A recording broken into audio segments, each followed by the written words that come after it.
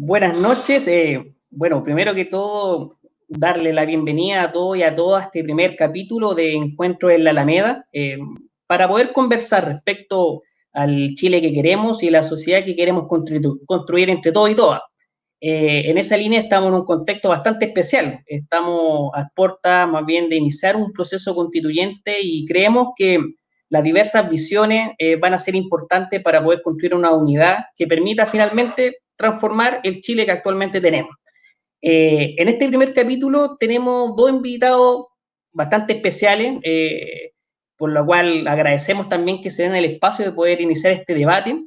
Se inicia recién una campaña respecto al apruebo o el rechazo, y el día de hoy la verdad es que tenemos a un invitado que es abogado de la Universidad de Chile, oriundo de Magallanes, ya estarán más o menos sabiendo de quién estoy hablando.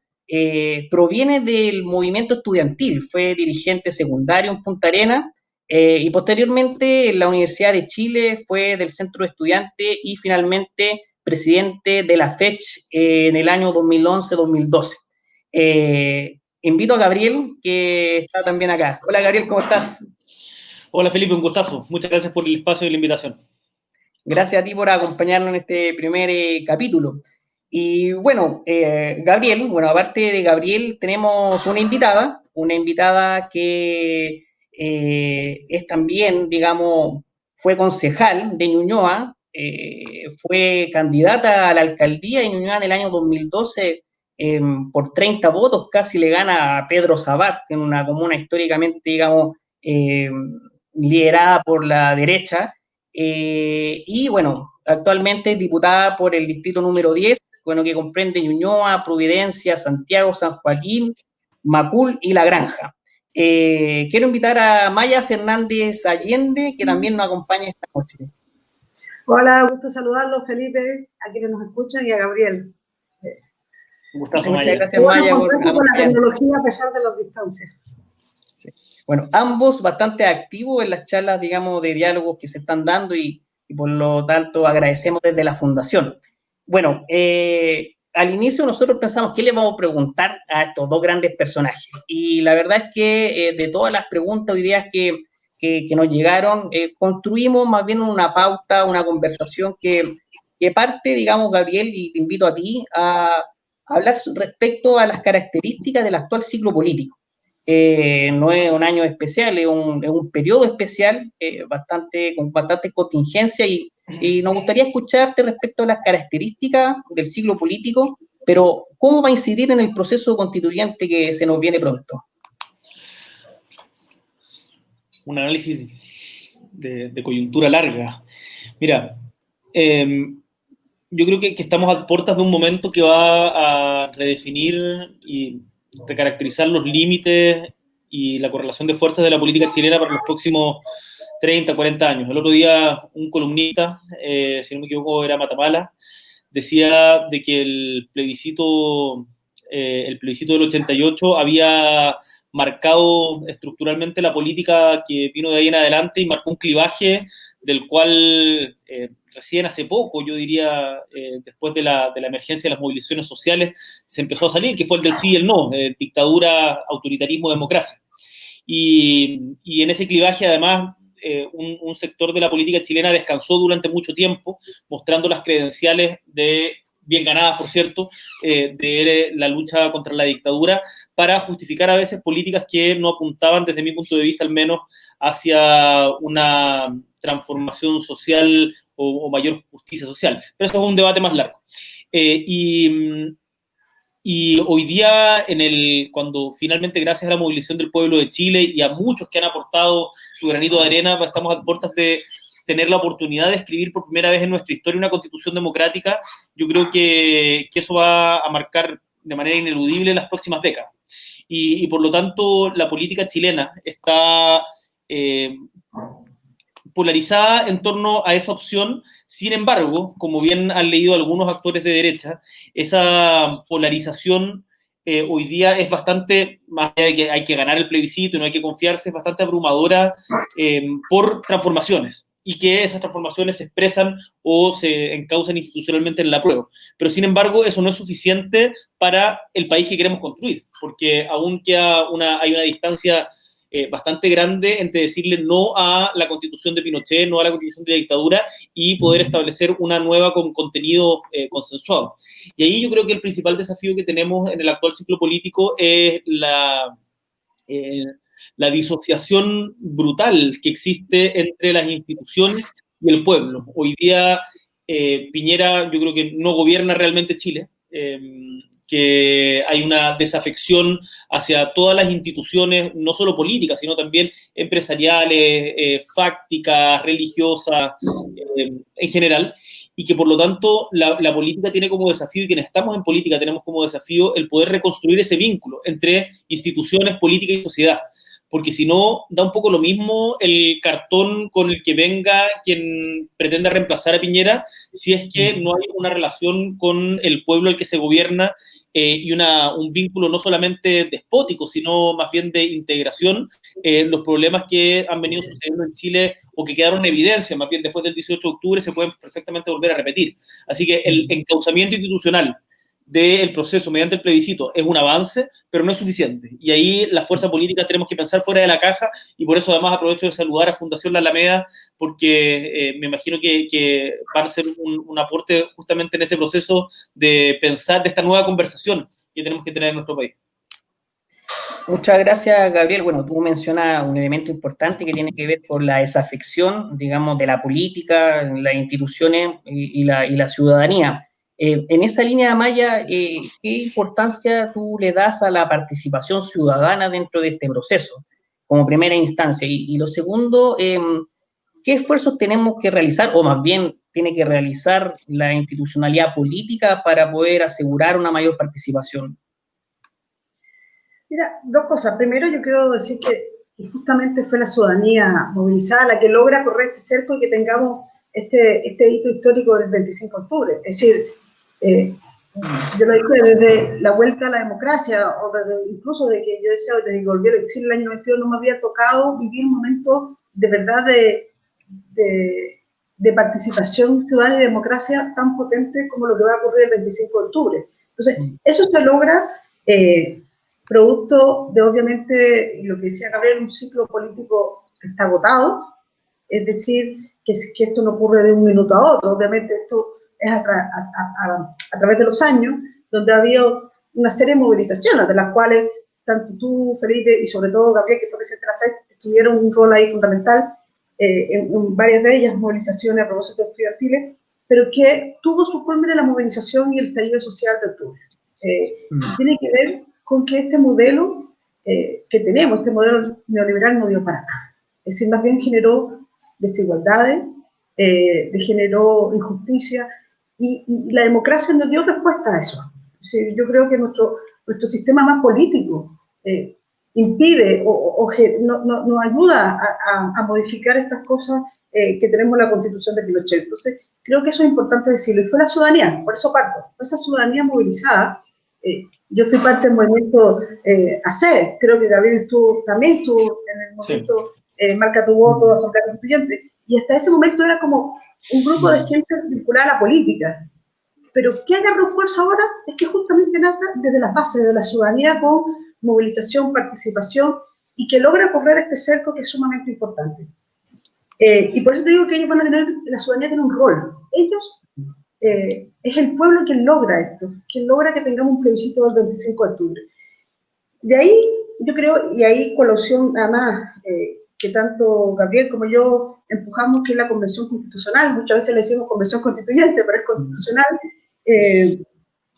también va a tener un rol, porque esa convención que esperemos que gane, que se elija, que es paritaria, hombres y mujeres, elegidas por la gente, no puede, una vez elegida, cerrarse en un debate. Al revés, tiene que ser una convención que justamente mantenga un diálogo con la ciudadanía, que sea un espejo de las demandas ciudadanas. Es más, en esos momentos ojalá existan muchos cabildos, muchas conversaciones territoriales, porque lo que no nos puede ocurrir es que la Convención Constitucional se termine encerrando en un debate, sino al revés, es el momento de un debate abierto hacia la ciudadanía, que nos permita, obviamente, recoger las demandas, y por eso decía que va a ser vital respecto a los temas que se van a plantear. Entonces, la ciudadanía es la actriz y el actor principal de este logro, de este hito democrático. Y nosotros, y el rol, a propósito de lo que tú dices, ¿cuál es nuestro rol? Y yo lo he planteado, la unidad. Podemos tener diferencias, pero nos tiene que unir, transformar Chile, transformar este modelo de desarrollo neoliberal. Es decir, que nos tiene a todas y a todos, a muchos, este individualismo que se agudizó en su máxima expresión. Incluso, a propósito, igual he trabajado mucho en estos temas y tendrán razón, muchos problemas de salud mental tienen que ver incluso con el modelo de desarrollo que estamos teniendo, que es muy individualista y que ha quedado claro sobre todo en la pandemia. Entonces, creo que nosotros, quienes estamos en política, los partidos, yo he dicho, y lo creo de verdad fervientemente, en el sentido de que nuestra propia identidad tiene que quedar un poco de lado, porque la identidad que nos tiene que unir es el plebiscito, el apruebo, la convención constitucional, porque ganar el apruebo, todos dicen que es fácil. Yo digo que hasta el final no hay que convencerse a nada, hay que ganar y ganar por goleada, y vamos a tener una campaña de la derecha muy brutal. Y por otro lado, tampoco está ganada la convención constitucional. Y ahí también, ojo con eso. Entonces, si de verdad queremos que sean 100% elegidas y elegidos, tenemos que unirnos. No podemos mostrar fisuras en este momento. Oye, Maya, bueno, ahí hay varios elementos que tú mencionaste. Bueno, primero hay un elemento común, que hay un reconocimiento, una autocrítica, digamos, quizás no de ustedes, pero sí de un proceso de desafección política, por un lado. Pero por otro lado, es la participación de la ciudadanía que ha dado la posibilidad de iniciar un proceso transformador, digamos, el proceso constituyente. Ahí, Gabriel, digamos, una opinión tuya respecto a la juventud, a las generaciones actuales. Bueno, tú fuiste un dirigente estudiantil, digamos, desde ahí viene tu base social, ahora eres diputado, pero hoy día tenemos noticias como, por ejemplo, que la FECH tiene ciertos problemas de participación, no creo que sea la única que tenga estas problemáticas. ¿Cómo hacemos para que la juventud, digamos, pueda participar? O más bien, ¿cuál es tu opinión respecto al estado, digamos, actual de las generaciones? ¿Cómo podemos invitarle a este proceso de conversación y discusión? Yo no creo que la juventud hoy día no esté participando en el debate público. Creo que las instituciones a través de las cuales se canalizaba ese debate público no han mutado o no se han adecuado a los tiempos que corren. Porque sería relativamente fácil decir, la FECH no tuvo quórum, los jóvenes no están ni ahí, volvimos a los 90. Pero los cabros están participando de las movilizaciones, no solo de las movilizaciones, sino de diferentes iniciativas con conciencia social que van más allá de la expresión institucional de la federación. Ahora, eso es un problema para la federación. La federación ha sido muy importante en la historia de Chile, no solamente ahora último en las movilizaciones de 2011, 2006, sino también en la lucha contra la dictadura, lo fue en los 60, en la época del UP, lo fue en los años 20, lo fue cuando para la dictadura de Ibáñez en 1938. Entonces, es una federación que tiene una historia y una carga muy grande. Pero el movimiento estudiantil, más allá de la Chile, porque el movimiento estudiantil, una de las virtudes que ha tenido en el último tiempo es que ha logrado ampliar su organicidad también más allá de los reductos tradicionales, que eran la USACH, el PEDA, la Chile y algo de la Católica, digamos, y hoy día, y algunas universidades anclas regionales. Hoy día yo creo que hay mucha más organización de la que había cuando a nosotros nos tocó estudiar, pero las federaciones no las están canalizando bien, y no las están canalizando bien porque todo tiempo requiere de los problemas políticos no se solucionan con golpes orgánicos. Y ahí me parece que las federaciones han dejado de hacer sentido al común de los estudiantes, cuya composición social ha ido cambiando mucho, no solo en la Chile, sino en todas las universidades. Y por lo tanto, esa conciencia que antes replicaba un poco las formas tradicionales de hacer política. Cuando yo entré a la universidad, el presidente de la federación, el presidente de la Facultad de Derecho era PPD. Hoy día eso es absolutamente inimaginable. Cuando yo me fui ya no había, cuando yo egresé, cuando mi generación egresa, ya casi no había PPD, Partido Radical, quedaba Partido Socialista como el tradicional y el PC, pero los demás habían casi desaparecido. los cientos de colectivos de izquierda que se formaron, yo creo que no han logrado, y en esto lo digo como parte de autocrítica, ¿no? Yo fui parte de esa generación también, hacer una síntesis que pudiera continuar convocando a los estudiantes, y se quedaron en discusiones muy entre convencidos, y eso fue reduciendo el público al que se le hablaba durante mucho tiempo.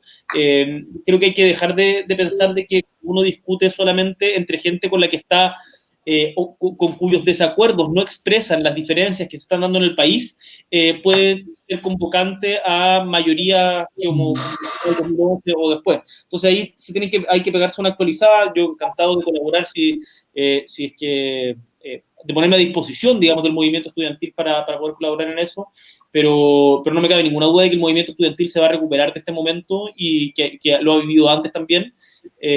Recordemos que el 93, la fecha también le pasó lo mismo, después de Elizalde, y se logró levantar. Entonces, no es algo que sea nuevo, los movimientos sociales tienen ciclo, hay que adaptarse, pensar fuera de la caja, reimaginar, y yo creo que se va a salir adelante. Oye, Gabriel, mira, qué importante porque, claro, efectivamente tú vienes del movimiento estudiantil y tú eres una expresión institucional también de las demandas que se levantaron desde ese espacio. Claro, el día de hoy tú mencionaste algo, es la participación tradicional. Y en ese sentido, bueno, tú eres parte de Convergencia Social y bueno, y Maya, tú del Partido Socialista. ¿Cuál es el rol de los partidos políticos en este contexto? Maya, ¿tú qué puedes opinar al respecto? ¿Cómo podemos... ¿Qué rol van a jugar los partidos políticos en este proceso constituyente y tú qué esperas de eso también? Mira, nada, bueno, antes de eso voy a decir que en el 92 yo estaba en la Chile, es todo lo que voy a decir. Estudiaba en la Chile en este momento. No, mira, de eso decía, yo creo que el rol de los partidos, yo lo veo, los partidos no lograron el plebiscito en su diversidad. Por eso decía, el plebiscito lo logró la gente movilizada. Y yo creo que por eso, yo creo que nuestra tarea es dejar, yo decía, esas diferencias que tenemos, que son legítimas, lo decía Gabriel, nosotros no tenemos por qué pensar igual, incluso podemos tener visiones distintas. Pero hay un objetivo que yo creo que sí tenemos común, que es el plebiscito. Entonces, el rol de los partidos, primero, es abrir debate a la ciudadanía, unirnos, es decir, lo peor que puede pasar es que salgamos los medios agarrándonos, que es un tema que tenemos desde la izquierda, yo lo reconozco, siempre vemos quiénes son más rojos, rojo guinda, rojo frambuesa, rojo, es decir, tenemos ese problema. Cuando de verdad, en lugar de estar, entonces lo que esperan los ciudadanos y ciudadanas, y me lo dicen, oiga, únanse. Tenemos un tremendo desafío, un desafío histórico, que es transformar Chile, es transformar este modelo de desarrollo. Entonces, creo que en esto los partidos tienen que ser capaces de escuchar, y tenemos, por ejemplo, ser parte de un partido, tenemos nosotros de la identidad, pero milito, escuchar.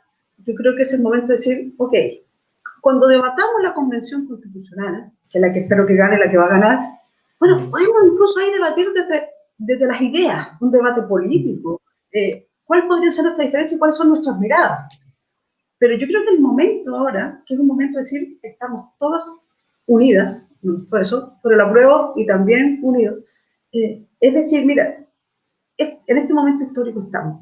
Por eso yo también he dicho cuando me han preguntado que el tema presidencial se verá en otro momento, yo tengo mi opinión que es una gran primaria de las fuerzas de izquierda, fuerzas progresistas, pero eso es otro momento. El momento ahora es el plebiscito. Es el momento que ganó la ciudadanía. Es el momento, lo que se espera de nosotros es justamente esa unidad, dejar la identidad, y si queremos transformar Chile de verdad, eso es lo que importa en este momento. De verdad yo lo veo así. Gabriel, ¿tú crees que estamos, digamos, a la altura, digamos, de ese desafío? Pero particularmente hay un punto que quizás podemos coincidir, que tiene que ver con el debate de ideas. Y en esa línea, ¿cuáles tú crees que son los temas que pueden ser factores de unidad, digamos, dentro de la oposición? Pero también, ¿cuáles son los temas que pueden ser factores de distanciamiento? ¿Tú puedes vislumbrar algunos elementos que puedan generar esta dicotomía? Pero yo creo que esto hay que pensarlo en términos de plazo, porque si tratamos de encontrar las diferencias, las vamos a encontrar.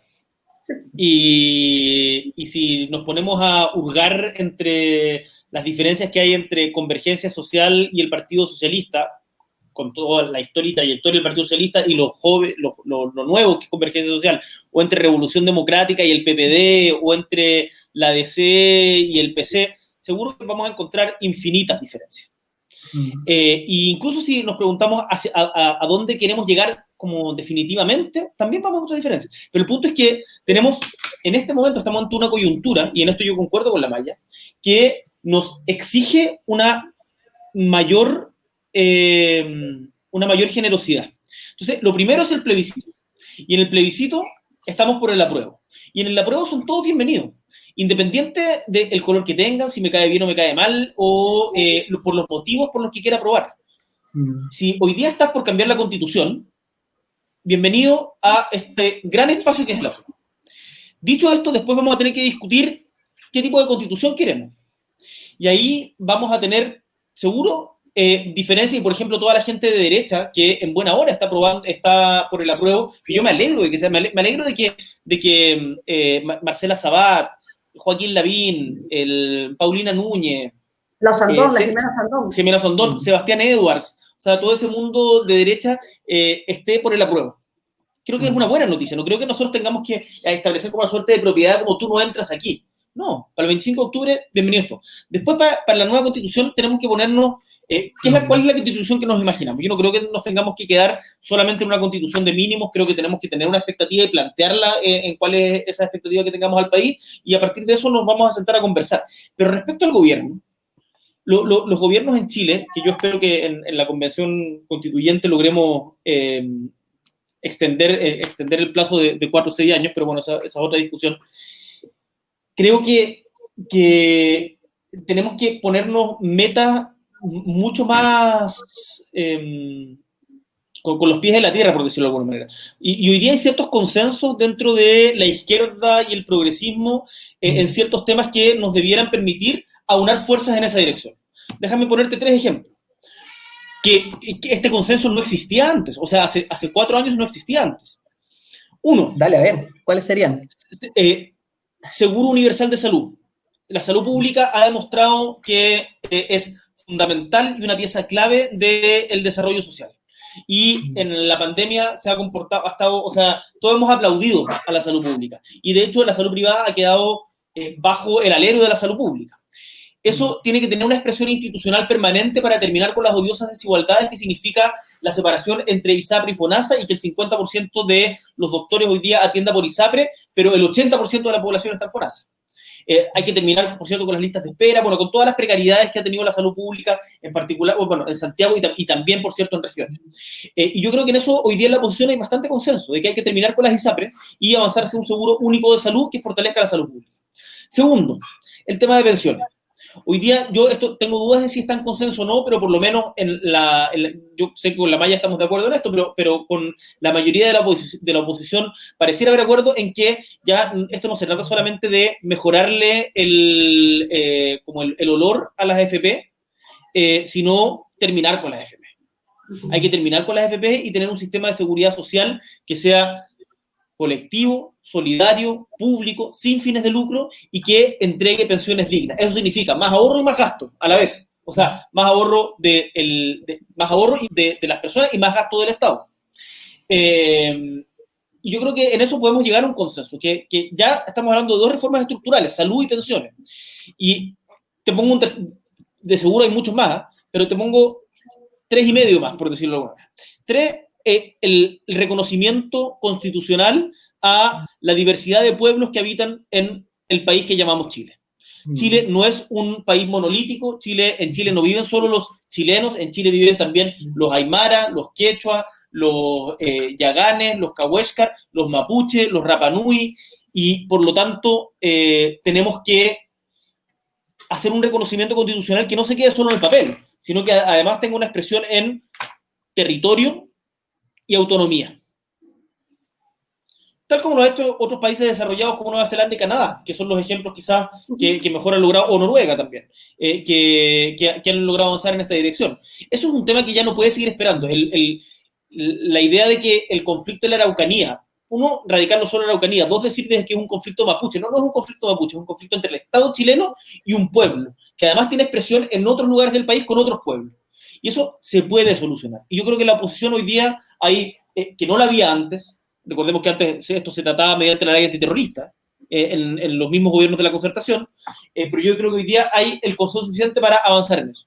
Y 4, y digo 3,5 porque en esto hay una discusión que todavía está más verde, por decirlo de alguna manera, el agua.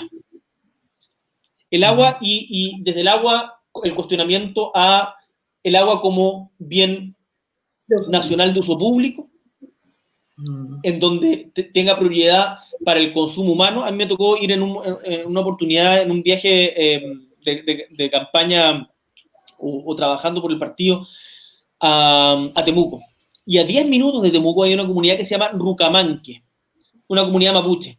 A 10 minutos de Temuco no tienen agua, porque les plantaron pinos y eucaliptus en todo lugar y se la chuparon todas.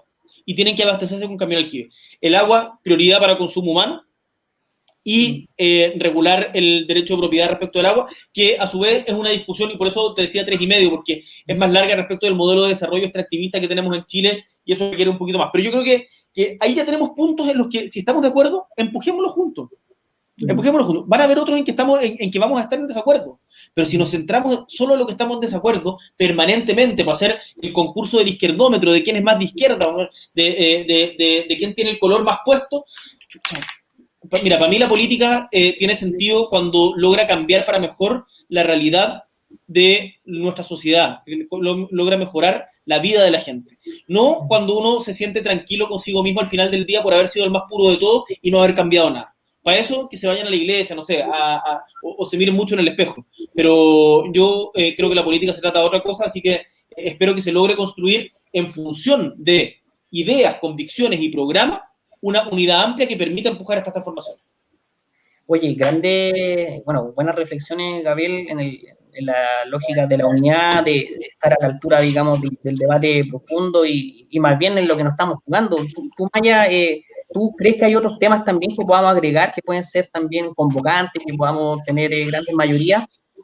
No, yo coincido a propósito de lo que dice, por ejemplo, militamos en partidos distintos con Boric, pero en los 3,5, porque eran 3,5 puntos que planteó, yo estoy de acuerdo. Entonces, hay mucho de unidad, y yo pondría, bueno, yo creo que el tema de pensión y seguridad social, pero yo hablaría de derechos sociales, porque también tenemos el tema de la educación, el tema de la vivienda. Ojo, que el tema de la vivienda es un temazo en nuestro país, y también es hay una cantidad de comités allegados. Mira, hoy yo tuve una cantidad de reuniones de comités allegados que esperan hace años la posibilidad del derecho a una vivienda digna, y que muchas veces ven terrenos que están abandonados, que no pasa nada, que el Estado tampoco lo... Entonces, la necesidad de la dignidad de la vivienda yo creo que es un tema importante.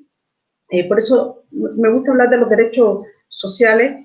Y el tema, no sé si va a coincidir conmigo, pero yo creo que el tema ya del hiperpresidencialismo que tenemos en Chile fracasó. Yo creo que en general, yo creo que eso incluso hay acuerdo con gente de la derecha que vota la prueba, que ya no podemos tener más un sistema tan hiperpresidencialista donde el presidente designa todo y al final el Congreso es como nada, una caja de resonancia donde las urgencias te las pone el gobierno.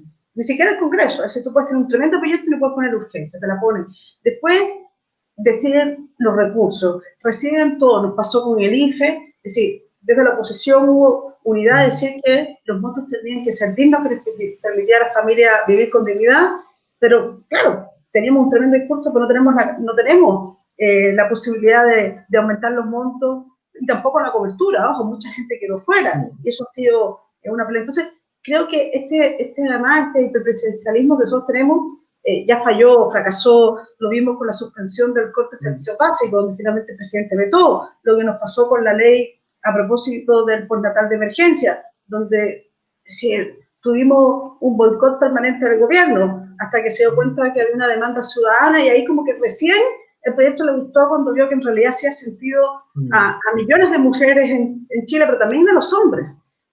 Porque ya esto no es un tema solo de mujeres, es un tema de hombres y mujeres, y también el tema del 10%. Es decir, creo que es importante. Entonces, y también el rol del Estado. Yo creo que en pandemia, cuando hay crecimiento, uno se olvida del rol del Estado. Pero yo creo que en pandemia la importancia de un Estado que garantice derechos. Yo creo que eso es fundamental. Lo que decía Boris, el tema de la salud, por ejemplo. Entonces, creo que ahí Y en eso yo creo que cada vez tenemos más puntos en común, de que este modelo que teníamos, este modelo neoliberal, ya no más. Tenemos que pensar en un modelo de desarrollo que piense en el bienestar de las personas, realmente. Y yo creo que en eso vamos a tener muchos puntos en común, sobre todo teniendo al lado una derecha, que no estoy hablando de la que va a votar el apruebo, estoy hablando de la derecha que más ni siquiera quiere dar la posibilidad de discutir una nueva constitución en democracia, ni que los ciudadanos, yo estoy de acuerdo con Boris, es decir, este es un debate que no es de la izquierda, este es un debate de toda la ciudadanía, los que pensamos A, los que pensamos B, los que pensamos C, entonces esto convoca, esto genera poder conversar. Quienes no quieren conversar no quieren cambiar nada, quieren este modelo tal cual porque les da ganancia, les genera poder en riqueza concentrada, y además, es decir, son muy caretanos, perdona que te diga, porque además andan diciendo que mejor si reformemos la Constitución en el Congreso, cuando todos sabemos que los quórum son altísimos y van a poder reformar solo por esa vía lo que ellos quieran, porque con esto de que la minoría finalmente termina boicoteando a la mayoría, porque dependemos de los votos, al final vamos a cambiar solo lo que a ellos les convenga. Entonces no hay que crear ese discurso de la derecha. Aquí solo podemos cambiar con una nueva constitución, con un debate amplio, ciudadano, participativo, y yo creo que eso es lo que tenemos que hacer. Pero además, los temas medioambientales, ojo, los temas medioambientales que no se nos quedan fuera, yo creo que eso también, junto con el agua, también tiene que ver con todos los recursos naturales. Gabriel, ¿tú ibas a complementar algo? Sí, que además esta idea de que plantean quienes están por el rechazo, que lo define mucho Chalper y Aramán, compañía, de que ellos dicen rechazar para reformar. Yo estaba haciendo memoria rápida hoy día a propósito de una declaración de Chalper. Esta gente rechazó el divorcio, rechazó el terminar con la discriminación de los hijos ilegítimos nacidos fuera del matrimonio, rechazó que haya justicia, querían impunidad, o sea, rechazó que haya justicia para detenidos desaparecidos, para los familiares de los detenidos desaparecidos y torturados y presos políticos. Rechazaron, y estoy hablando de diferentes temas, rechazaron que el CERNAC, el Servicio Nacional del Consumidor, tuviera herramientas para sancionar. Rechazaron la negociación por rama y terminar con el reemplazo en huelga. Rechazaron ahora, hace menos tiempo, bueno, durante todo el 2011 y todos los días después, rechazaban terminar con el lucro en la educación. Rechazaron, ahora poquito, el retiro del 10%. Rechazan el impuesto a los súper ricos. Rechazaban, la Maya lo decía, el postnatal de emergencia. Y nos dicen de que esa misma gente va a tener la voluntad para empujar las transformaciones que se vienen exigiendo en Chile. ¿Dónde? O sea, sí, y más encima, ellos son gobierno en este momento. Como dice, ¿para qué vamos a esperar 2 años si lo podemos hacer ahora? Son gobierno, loco. Y no lo han hecho porque no lo creen. Y es legítimo no creerlo. Es legítimo no creerlo. Yo no quiero hacer descalificaciones morales ni juicios morales. Creo que en democracia las opciones cuando se plantean dentro del marco democrático está bien. Y a mí me gusta debatir con ellas. Y quiero que le ganemos en torno a las ideas, no a aplastarlos ni humillarlos. Pero me parece de que su convicción respecto de reformas es muy endeble, y eso no es una opinión mía o una suposición, está fundado en el comportamiento que han tenido durante todos los últimos años en el Congreso y, por cierto, en la sociedad civil. Rechazaron el aborto, la despenalización del aborto. Sí, pero bueno, la gratuidad también de la educación. Bueno. Sí.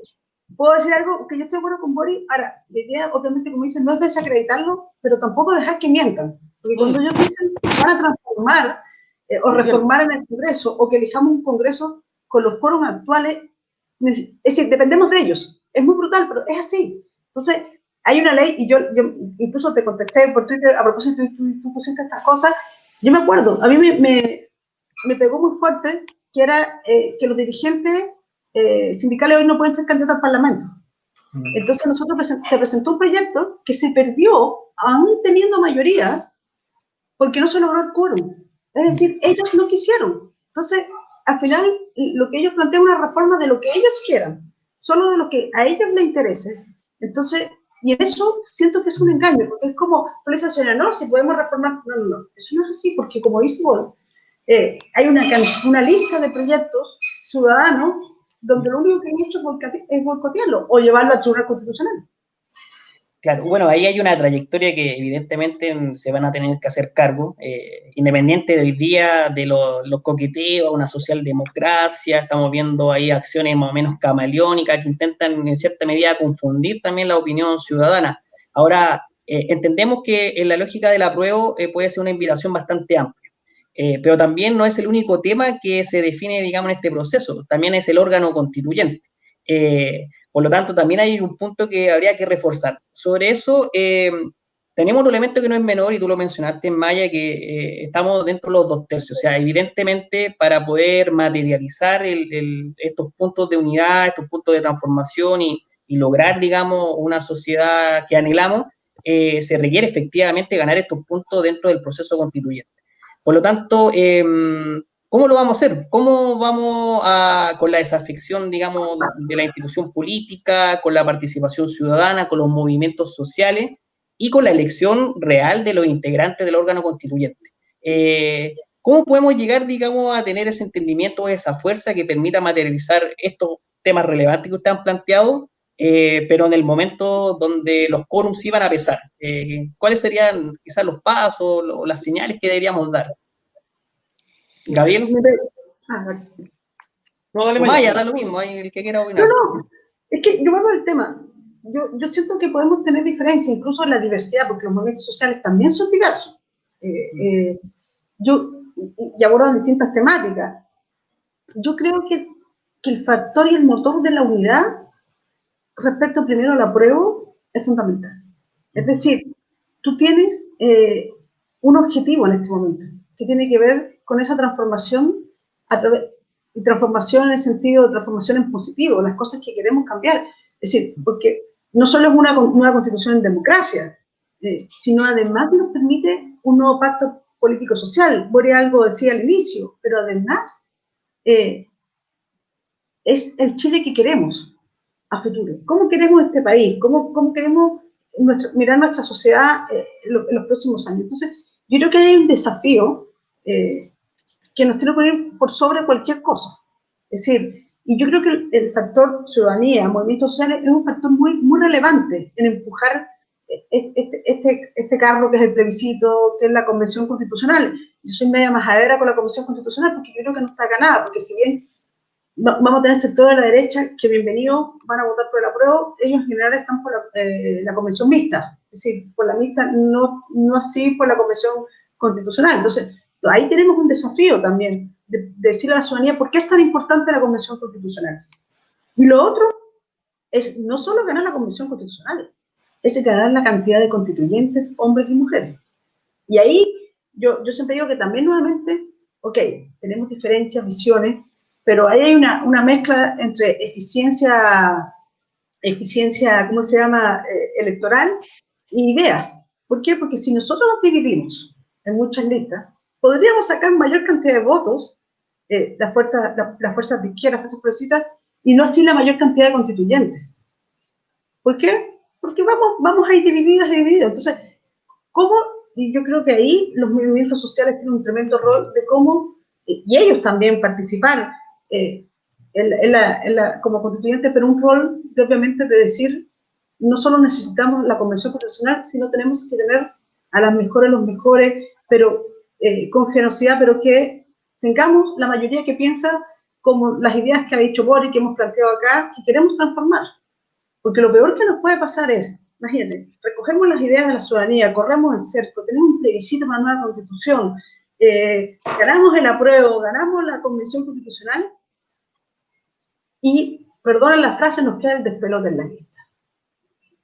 Y la derecha se une siempre, porque ellos tienen solo un objetivo muy fuerte que es defender el modelo, defender los pilares del modelo. Y por tanto, nunca se dividen en las listas, siempre van unidos. Entonces, ahí nosotros también tenemos un desafío. Gabriel. Agregaría a eso también una dosis de pragmatismo, porque las negociaciones electorales son durísimas. Yo creo que a todos nos ha tocado, son bien terribles, la verdad. Pero hay un hecho que es indesmentible, independiente de las valoraciones que uno tenga de los eventuales aliados. Si vamos en más de 2 listas, perdemos representatividad. La derecha hoy día sacó, no recuerdo el porcentaje exacto, pero tiene una representación en el Parlamento que es del orden de los 5 puntos superior a la votación que sacó. Y eso se explica principalmente porque la dispersión de las listas de lo que hoy día es la oposición permite quitarle representatividad a la hora de la elección. Entonces, cuando yo eso lo entiendo en materia de parlamentarios, de concejales, uno puede entender defender ciertas identidades que valga la pena y en donde uno no quiera asociarse con X o cual. Pero en el proceso constituyente, donde va a ser solamente 9 meses o 1 año de funcionamiento, y en donde tenemos que llegar a grandes acuerdos, en donde lo más probable es que no tengamos los 2/3 y que por lo tanto haya que abrirse a conversar, aunque suene terrible para algunos decirlo o escucharlo. Es lo más razonable desde mi punto de vista que tratemos de llegar con 2 listas. Y eso, esto no es una posición oficial del partido, yo estoy planteando una tesis a nivel personal, creo que si vamos en más de 3 listas le hacemos un favor a quienes no quieren que nada cambie. Pero primero hay que ganar el apruebo y todas nuestras energías deben estar centradas en eso. Y además, es tremendamente importante, nosotros desde Convergencia Social lo estamos impulsando ahora, una serie de foros constitucionales sobre descentralización, vivienda, salud, educación, agua, y bueno, diferentes temáticas, régimen político, Banco Central. Es importante que empecemos a discutir contenido. O sea, no podemos quedarnos solamente en la aritmética y en la sumatoria y en las siglas, si es que no discutimos el para qué. Y el para qué es fundamental. Uno de los problemas que yo creo que tuvo la nueva mayoría y la nueva mayoría en particular, que es algo que para nosotros es una experiencia muy presente, es el que hubo una alianza electoral que no expresaba convicciones políticas y que a menos de la mitad del camino un sector importante de esa alianza electoral dijo que no se había leído el programa y por lo tanto empezaron a torpedearlo por dentro.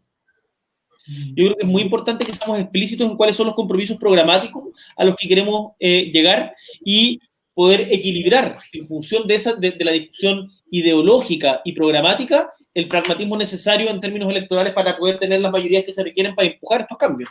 Entonces, esa es una ecuación complicada, no es fácil hacerlo, pero si no somos capaces, al final vamos a terminar haciendo política de testimonio, y yo creo que la política no es para eso.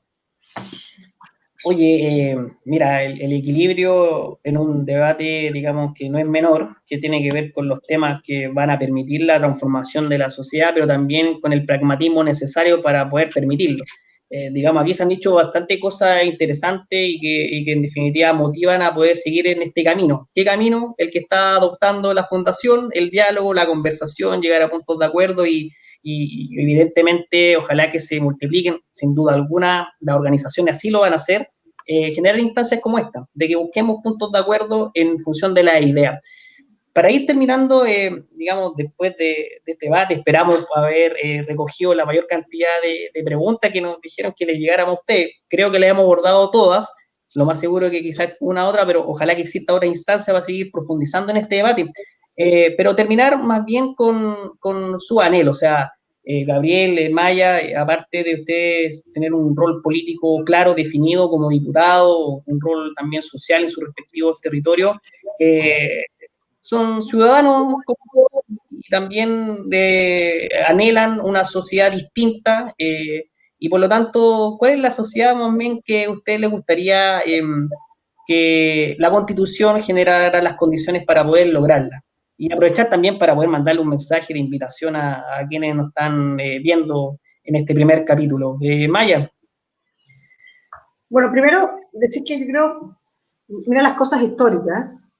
El plebiscito ocurre este 25 de octubre y antes, en septiembre, cumplimos 50 años desde la Unidad Popular, justo este año. Entonces, ¿qué simbolismo a propósito del pueblo que se organiza, del pueblo que participa, del pueblo en ambas cosas, ¿no? El rol que tuvo la gente en la Unidad Popular y ahora de empujar una nueva constitución en democracia. Entonces, ¿no? Como que, para mí eso puede ser muy personal, pero de verdad tiene como, pienso en la historia y pienso en los momentos. Y eso también tiene que ver con el tipo de sociedad que queremos, ¿no? Estuve leyendo el otro día nuevamente las medidas del gobierno de la Unidad Popular, increíblemente podrían ser incluso parte de un programa de gobierno. ¿Y qué tipo de sociedad? Tiene que ver con una sociedad, un modelo de desarrollo no solo sustentable, sino humano, pensando en el bienestar de las personas. Nadie está diciendo que la economía, ustedes consideran que, claro, en un país siempre la economía es importante, pero no importa la economía si finalmente vas a tener injusticia y desigualdad y el bienestar de las personas no moviliza esa sociedad. El individualismo, yo creo que una de las cosas, es decir, la pandemia tiene muchas cosas terribles, pero yo creo que nos recuperó a todo el concepto de la solidaridad. Entonces, ¿qué tipo de sociedad? Esta sociedad humana, esta sociedad donde los derechos sociales estén garantizados, donde la gente no tenga esa angustia permanente si va, lo que sea bueno, si va a poder recibir salud, si va a poder educar a sus hijos, los jóvenes que están, mujeres y hombres que están endeudados con el CAE, que tienen una angustia permanente porque no saben si van a tener los recursos para pagarlo, o trabajan solo para eso, o la necesidad de una vivienda digna. ¿Qué le ocurre a las familias hoy en día? Familias donde madre o sola o padre, madre, trabajan, pero tienen que apoyar permanentemente a sus hijos por el CAE, a sus abuelos y abuelas porque no tienen pensiones dignas. Entonces, al final genera una sociedad muy estresante. Entonces, de verdad, tiene que ser sustentable el modelo de desarrollo, pero sobre todo pensar en el bienestar de las personas. Es decir, yo creo que eso es fundamental. Yo creo que es fundamental fortalecer la democracia con participación real. A propósito de iniciativa popular de ley o iniciativa popular ciudadana, yo creo que es fundamental. Es decir, yo creo que eso nos va además a dar una confianza, un nuevo pacto entre las instituciones y la gente cuando tú fortaleces la participación ciudadana real. Y por eso yo decía que el rol del ciudadano y ciudadana de nuestro país va a ser fundamental en lo que se viene en toda esta transformación. Y para cerrar, solo decir, vayamos todas y todas a votar. Vamos por el apruebo, la Convención Constitucional el 25 de octubre. Tomemos todas las medidas precautorias en materia sanitaria, pero las condiciones están.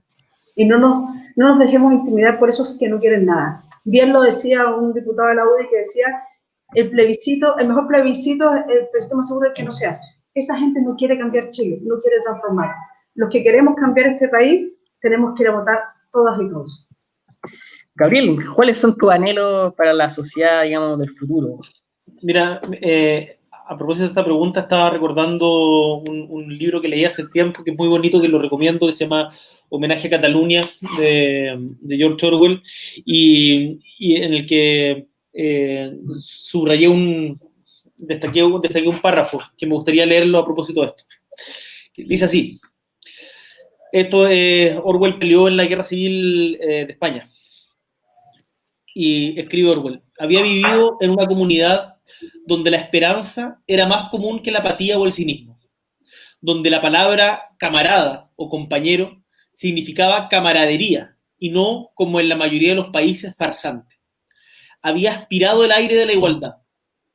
Sé muy bien que ahora está de moda negar que el socialismo tenga algo que ver con la igualdad. En todos los países del mundo, una enorme tribu de escritorzuelos de partido y astutos profesores se afanan por demostrar que el socialismo no significa nada más que un capitalismo de Estado planificado que no elimina el lucro como motivación. Por fortuna, también existe una visión del socialismo completamente diferente, lo que lleva a los hombres y mujeres hacia el socialismo y los mueve a arriesgar su vida por él. La mística del socialismo es la idea de la igualdad. Para la gran mayoría, socialismo significa una sociedad sin clases o carece de todo sentido. Yo creo que nuestra aspiración tiene que seguir siendo como horizonte, como meta, construir una sociedad sin clases, en donde los privilegios de cuna estén eliminados y todos tengamos efectivamente la posibilidad de desarrollarnos en virtud de los talentos que libremente desarrollemos y no en esta falsa idea de mérito construida en esta sociedad de competencia e individualismo. Y por lo tanto yo aspiro a una sociedad sin clases, a una sociedad de colaboración en vez de competencia, a una sociedad más humanitaria, a una sociedad feminista, por cierto, en donde los hombres también tenemos mucho que construirnos en este camino. No pretendo erigirme como vocero, sino más bien como aprendiz. Y creo que un primer pasito lo vamos a dar el 25 de octubre. Hemos dado varios. Recordar que hace 10 años, cuando hablábamos de Asamblea Constituyente, nos mandaban a fumar opio. Y por lo tanto, y no precisamente la derecha. Entonces, por lo tanto, los límites se han ido corriendo, hemos sido parte de ese empuje, no los únicos, nadie es dueño de este proceso, somos todos parte, y ahora ponerle todo el empeño y alegría y esperanza a esta campaña para que el 25 tengamos un triunfo importante, categórico, pero además que la esperanza sea contagiosa. Oye, con ese mismo entusiasmo, con la misma, digamos, alegría y principalmente con los temas que hoy día hemos conversado con Maya, con Gabriel, la idea es ir construyéndose paso a paso. Los objetivos están claros. En octubre tenemos un gran desafío, que es el apruebo y la convención constituyente, y generar las condiciones para después dar un debate con mayor profundidad y que efectivamente logremos una constitución que nos representa a todos y todas y que permita una sociedad distinta y para las próximas generaciones. Agradezco, Maya, te agradezco, Gabriel, por este primer encuentro de la Fundación La Alameda, encuentro en La Alameda, conversando, digamos, el Chile y la sociedad que queremos, y agradecido a nombre de todo el equipo que está detrás de esta gran iniciativa. Muchas gracias por participar con nosotros. Gracias, un abrazo a los dos. Un abrazo grande, felicitaciones y larga vida a Fundación La Alameda. Todos caminaremos por ahí. Que les vaya bien. Cuente conmigo. Gracias, Gabriel. Bueno, agradecemos a todos los que hoy día nos acompañaron en este primer capítulo. Comentarles que van a ser conversaciones recurrentes. En 15 días más estamos también organizando un conversatorio que tiene esta idea: generar un diálogo, promover la participación y dirigido particularmente a lo que es más bien un proceso constituyente participativo. Les dejamos nuestras redes sociales, Fundación La Alameda, la página de la Fundación, sigan en Instagram, en Facebook y nada, sigamos acompañando en este ciclo de debates que está organizando Fundación La Alameda. Muchas gracias y buenas noches.